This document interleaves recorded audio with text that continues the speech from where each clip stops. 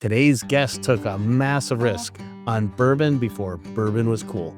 He started Jefferson's Bourbon in the late 90s when the category was in decline and spent years scraping by, and still doubled down on crazy ideas like aging barrels at sea and sending bourbon to exotic locations like Singapore just to see how the climate would change the flavor. We're talking family history, ocean-aged whiskey, the tropics, massive risk, and what it really takes to stick with a dream for 14 years before it finally pays off.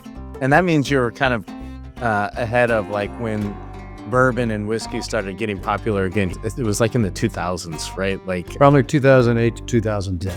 You know, most people would say it was about that time you had three things colliding, which would be the Mad Men effect, making old fashions, Manhattan School, along with craft cocktails coming back, people dusting off the books, and most of those cocktails were made with bourbon and rye at the time.